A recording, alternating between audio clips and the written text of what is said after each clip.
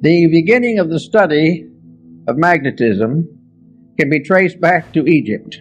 Also, we find the Greeks used it, and among the Greeks and early Egyptians, we have the first understanding of the nature of magnetism. It was used principally in healing. It was well known to Pythagoras, who gave us considerable information on the subject, which was promptly forgotten by everybody else. Then we have little knowledge of it, except through the Arabs. The Chinese were aware of it because of the discovery of the mariner's compass. But for the most part, it was neglected until the 17th century, when it became involved in the story of Rosicrucianism. The alchemists, the Rosicrucians, and the Hermetists all were unfolding phases of magnetic theory. Then we come down a little later and we come upon a curious instrument, Mesmer's magnetic tub. This was a kind of tank in which many people put their feet at the same time and held hands and created a battery out of the water in the tank. Incidentally, the magnetic theory is based upon a very simple fact, namely that what we call empty air is not empty at all. It is the most profoundly used all the elements that we know anything about. We all live within air and have our being, and we know that if air fails, we die. But what we do not realize is that air is not just some oxygen or helium or something of this nature. Air is something in itself. It is a substance of itself.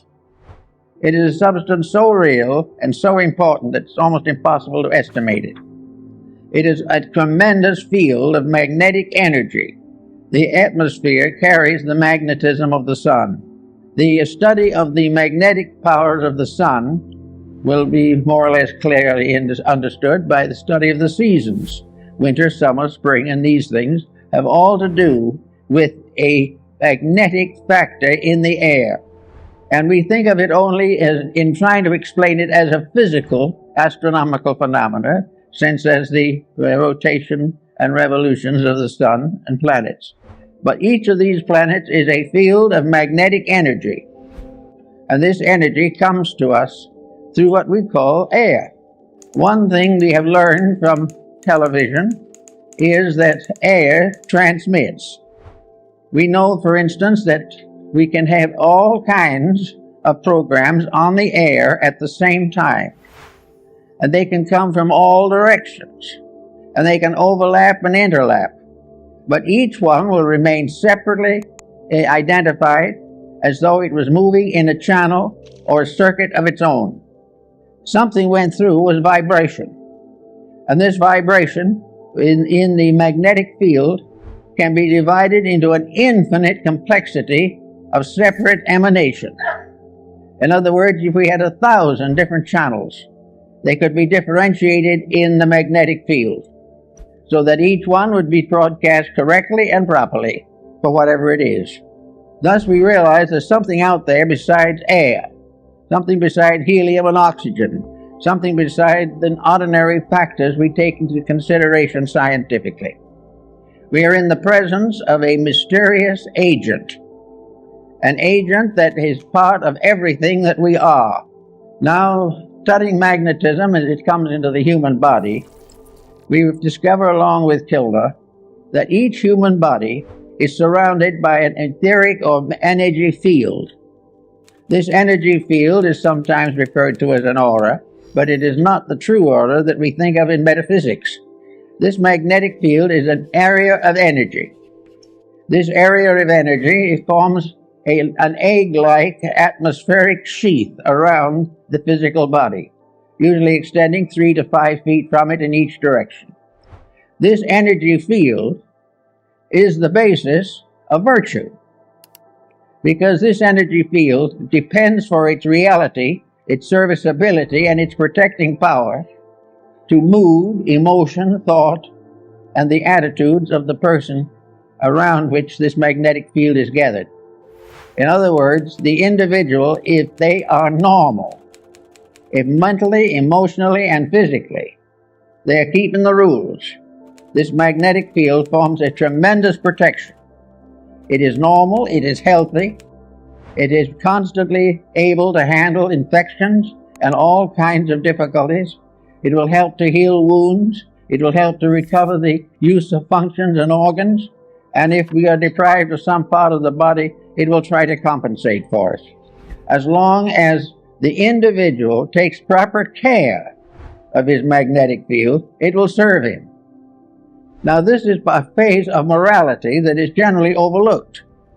It is assumed that these magnetic fields are something you don't pay much attention to. They're there, maybe they'll help a little. But the truth of the matter is that practically the whole survival of the individual depends upon maintaining the integrity of this flow of energy into the magnetic field. This energy comes from the sun. It comes through a mysterious energy tube in the magnetic field. It enters the individual through the crown of the head. It disseminates through the entire body, and it's excreted back again through the lower centers of the body and is recleansed by the solar energy. This is a kind of a little private tank or capsule of life that we are all carrying about with us all the time. Now, the problem of morality in this is very definite. The moment we break rules, we damage that magnetic flow. We have got to keep the laws of nature, and these in turn are the laws of God, or the magnetic field fails. It can fail because of physical intemperances, which reduce its integrity and reduce its power. It can be wasted in riotous living, which is a common cause these days. It can be variously destroyed by moods, by attitudes, by fears, by complexes. It can be destroyed or damaged by alcohol, drugs, narcotics, all kinds of things. But if this field is damaged, it immediately reacts into health. It damages the individual's vitality. It makes him more easily subject to contagions and infections, and it definitely shortens the life expectancy. Now, we think of the magnetic field as surrounding the entire structure of the body, as Kilner shows in his work on the human atmosphere, and Babbitt also in his study of the atom. This, however, is only a phase of it. Each part of the body has a magnetic field. Each unit within the individual has its survival in a unit of energy. And this unit of energy is present in the smallest subdivision of imaginable space. It is in the tiniest atom.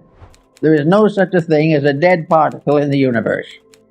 Even if it is killed by something, the very disintegrating process is a symbol of life energy. Therefore, we are confronted with the natural problem of realizing that virtue is to keep the law of the energy field. Now, the law of the energy field, just by coincidence, is also the law of integrity. The energy field is what establishes right and wrong. The energy field tells us that to lose our disposition and temper fit is wrong. To use various negative, destructive attitudes is wrong. To compromise the principles of right living is wrong. To think badly, to feel unpleasantly, to be engaged in any action or concept which is contrary to the common good damages the magnetic field and therefore is wrong. Selfishness injures that field. Every vice we know, the breaking of any of the 10 Commandments and a number of other rules results in damage to that field. It has nothing to do with nation. It has nothing to do with the ordinary concepts of codes, because the final code itself is based upon the life principle in each part of the human constitution. So we have each little cell has its own moral responsibilities. The stomach has its own magnetic field. The stomach is not simply an organ. It is an organism. It is a living thing within the human body. The same is true of the heart, the brain, the glandular structure, all the organs, the intestines, all the motor system, the nervous system, the endocrine system. These are all entities. They are entities of magnetic unities. They are part of living organisms that are cooperating together for the common good. To abuse one is to damage all. To neglect one is to neglect all. Each of these organs has its own field in the body, and all these fields together constitute the grand magnetic field that surrounds the complete person. Now we go inside of this for a moment to see what we're dealing with. So we go back to Pythagoras, who was very timely in that.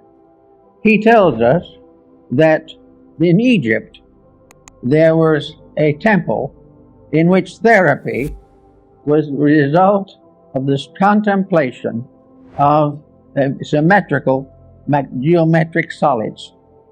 In other words, the images of therapy were mathematical cubes, octagons, and various forms, dodecahedrons, each one placed upon a kind of altar or pedestal for the contemplation of the sufferer. All were symmetric geometric solids, perfect and complete in structure. To look upon them was therapeutic, because to look upon them accepted their energy as a reality in our lives. Now, these stone solids apparently were not alive. They only gave the impression of value, but actually they were alive. Every form in nature, natural or artificial, has a magnetic field. From the tiniest atom to the greatest galaxy, the magnetic fields are present, and the rules of each of them must be obeyed.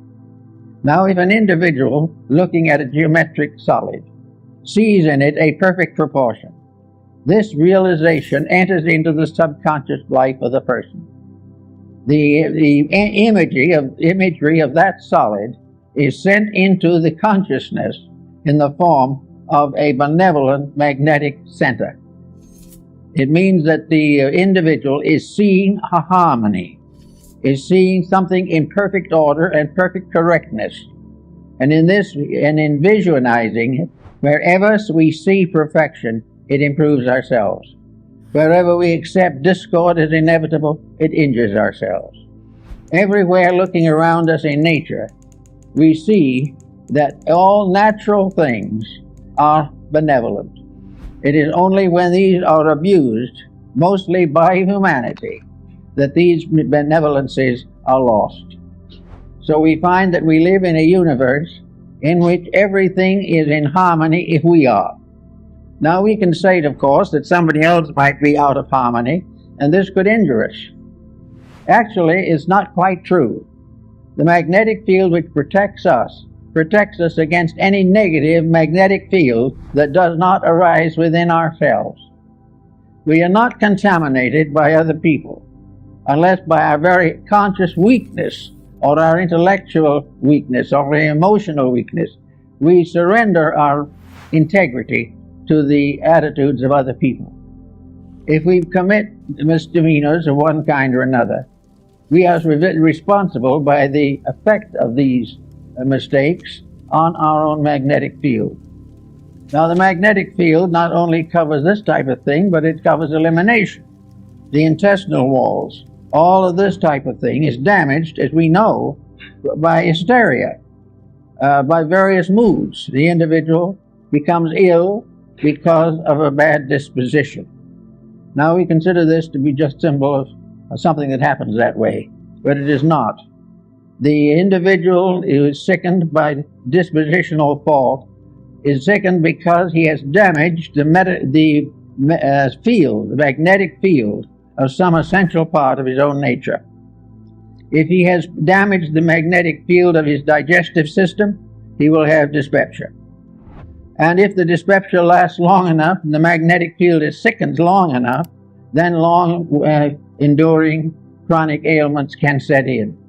No individual actually is infected entirely from himself, but never completely without himself. All of these unities of fact must be in harmony.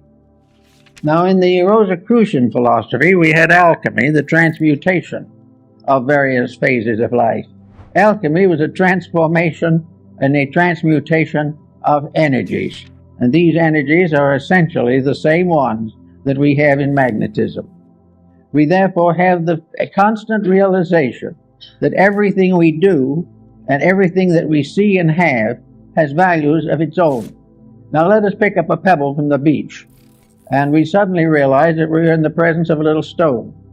Today there is quite an interest in little stones, all kinds of stones.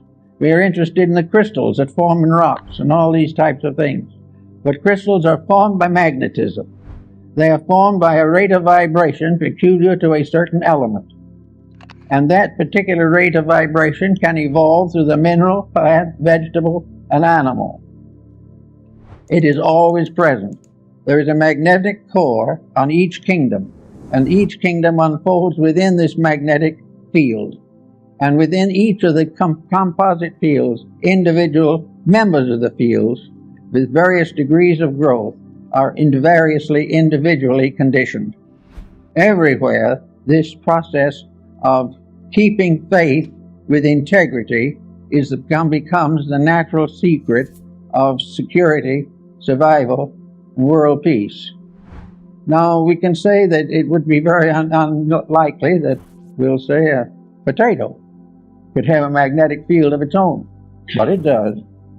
In fact, every cell within the potato has a magnetic field of its own. Therefore, we come into the problem of nutrition.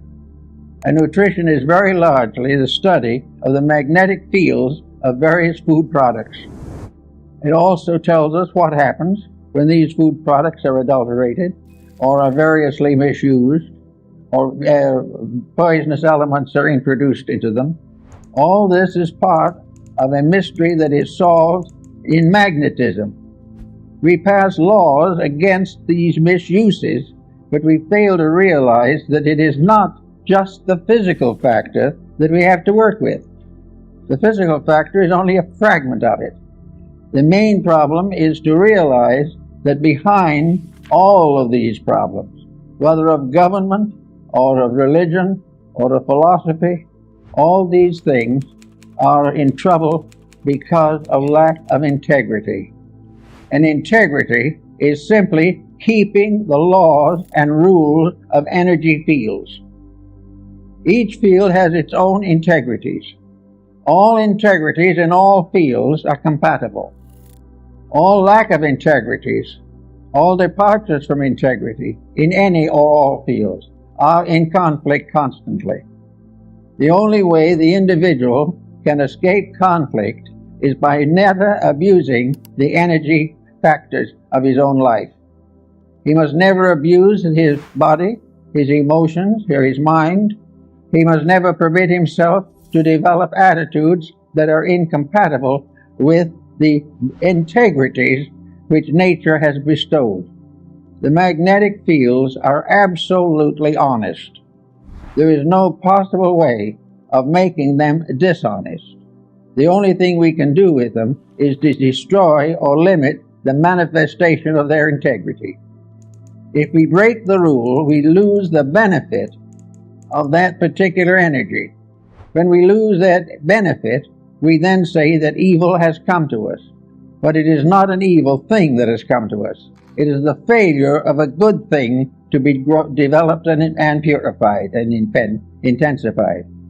The magnetic fields are also in a state of constant evolution. They're in evolution in the life of the person. The individual may be born on a certain level of magnetic integrity. If he becomes a better person, he strengthens these values in himself, because actually it is all a matter of gradually strengthening the perfection of an energy resource. Now, no one is going to perfect it in one life or 100 lives maybe, but he's going to grow. And the more integrity grows, the more rapidly the individual becomes harmoniously adjusted to the principle of life to which he belongs. In our world at the present time, we are in a sad state in which practically everyone has broken every conceivable rule.